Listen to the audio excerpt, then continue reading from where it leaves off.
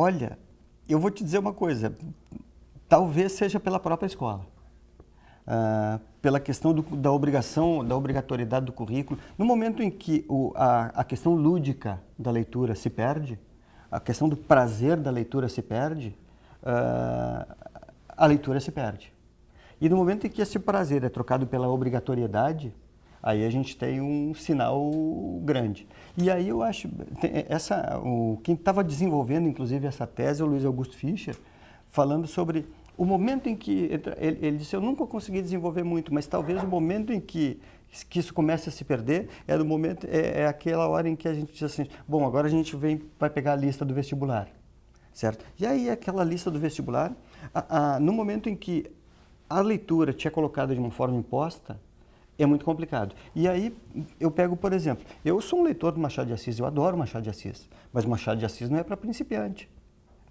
Eu aprendi a gostar de Machado. Agora, quem nunca lê um livro mais forte, assim, né? Uma coisa mais... Quem não está acostumado à leitura e é apresentado à literatura imediatamente a um texto do Machado de Assis, ou do Zé de Alencar, ou Álvares de Azevedo, alguma coisa nessa linha, vai dizer, peraí, isso aqui não é para mim, é muito distante, certo? Então é justamente isso. Eu acho que o tempo se perde, a leitura se perde a partir do momento que a gente perde o prazer da leitura.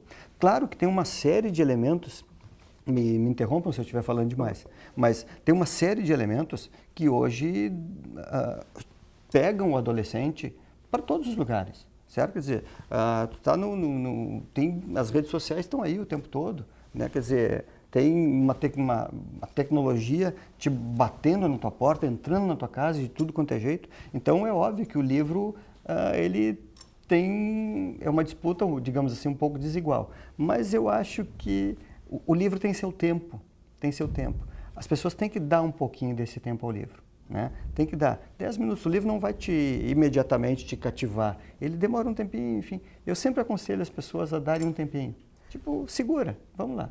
Mas com relação à escola é justamente isso. A escola ela é de vital importância no ensinar a ler, mas ela pode também ensinar a gostar de ler. E será que não está na hora de incluir cada vez mais os livros na iPad, nos meios eletrônicos, na verdade, e trabalhar com essa temática dos meios eletrônicos? São novos estofos que precisam obrigatoriamente ser colocados.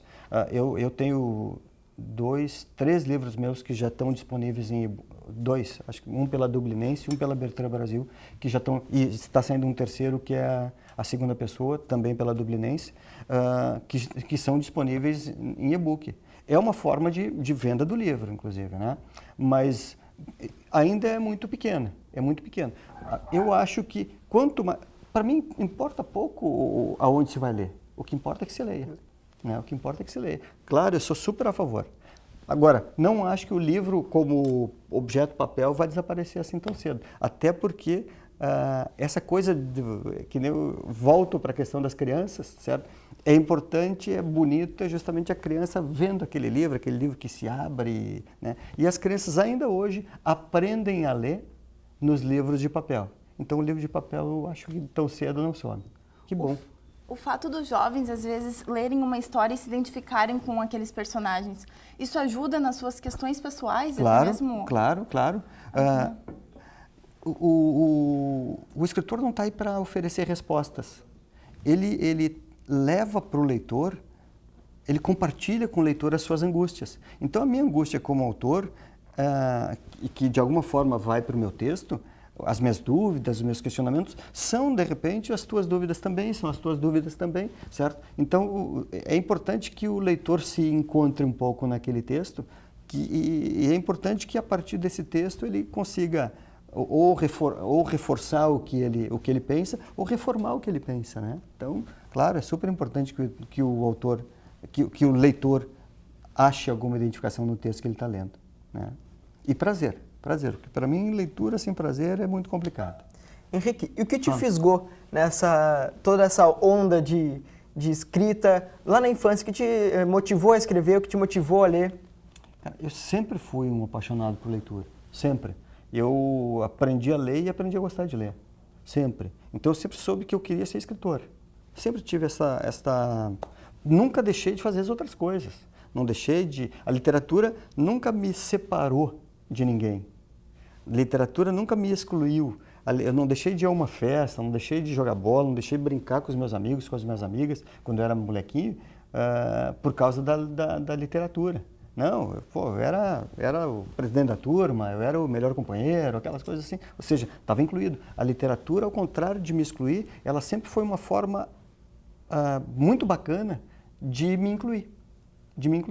E ela bem ou mal, ela é uma forma de incluir com uma certa qualidade. Por quê? Voltando à primeira resposta, quem lê mais sabe mais sobre vários assuntos, consegue ter uma opinião um pouco mais consistente sobre as questões, então é legal.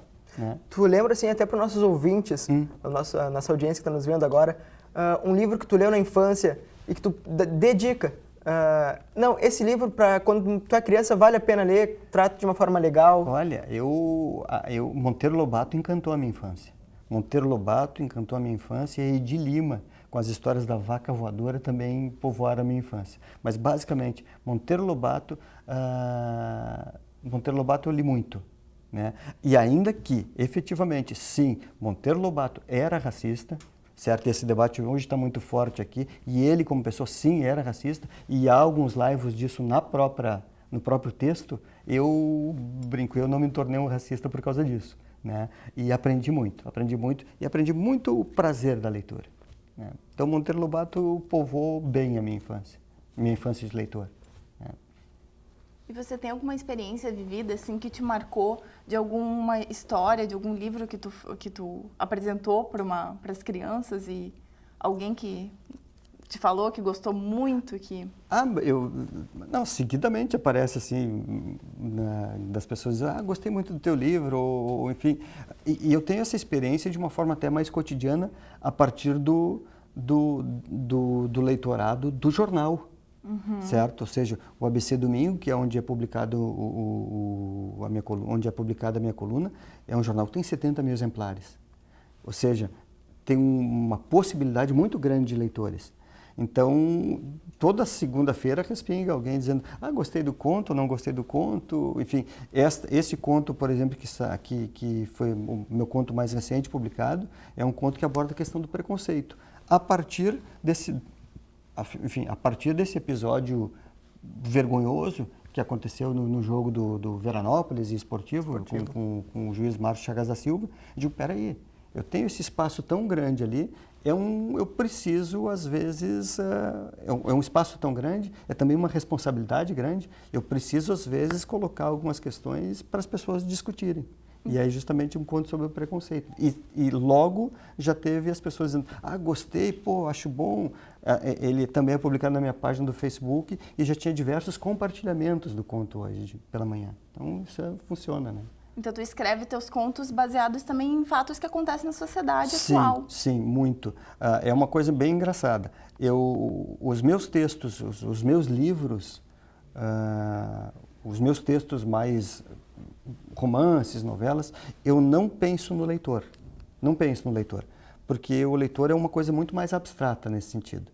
Agora, nos meus textos para o jornal, ou seja, que é o leitor do jornal, aí eu sim penso no leitor. É obrigatório. Então, por exemplo, se nessa semana eu escrevi um conto engraçado, na semana que vem não vou escrever um conto engraçado também.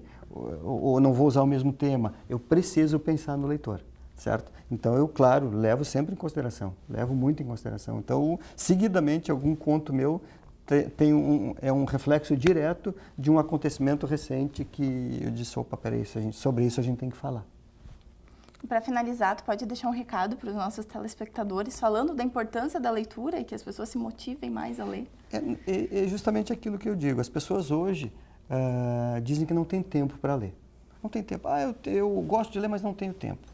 Pois eu desafio as pessoas com isso, certo? Todo mundo consegue, não tem tempo, mas passa 3 horas, 4 horas na frente do computador, no Facebook, ou sei lá o quê, certo? E aí tem tempo. Mas eu não peço essas horas, eu peço só 10 minutos. Com 10 minutos a gente consegue se transformar num bom leitor. 10 minutos é o tempo que a gente faz, que a gente toma um banho, que a gente faz um lanche, que a gente esquenta um miojo, sei lá o quê, né? É um tempo super curto. Em 10 minutos a gente lê 4 a 5 páginas. Isso é o normal, 2 minutos por página. né? 2,5 minutos por página. 4 a 5 páginas, em uma semana, de segunda a sexta, sábado e domingo, a gente leva livre, né? Leu mais ou menos 25 páginas, 25 páginas. Quando chega no fim do mês, leu um livro de 80 a 100 páginas. Isso só com 10 minutos. Então, eu justamente, enfim, quando chega no fim do ano, leu 12 livros de 100 páginas. Em que, no universo brasileiro, quem lê 12 livros é um super leitor. Ou seja, o que separa um não leitor de um super leitor são 10 minutos por dia, de segunda a sexta. Então é isso, o meu recado é justamente isso, para as pessoas deixarem, darem este pequeno tempo e darem uma chance ao livro, para descobrirem a sua própria condição de leitor e para descobrirem o prazer e o conhecimento que um livro pode proporcionar, sempre. Então tá, muito obrigado, Henrique. Pedi para também tu deixar e-mail, página na internet, o blog. O pessoal que quiser entrar. O endereço eletrônico são 2 endereços eletrônicos que constam inclusive no jornal, que é adv.henrique@uol.com.br, henrique@fse.adv.br. Tenho também a minha página no Facebook e tenho o meu blog, que é o www.henriqueschneider.com. São todas as formas de acesso aos contos e, enfim, os meus textos, o que tiver. Tá? Perfeito, muito obrigado, Henrique. Um prazer. O nosso programa está chegando ao fim aqui na TV Fevale, mas você pode ficar ligado com a gente através das nossas páginas na internet. Até o nosso próximo programa. Tchau! Tchau, tchau!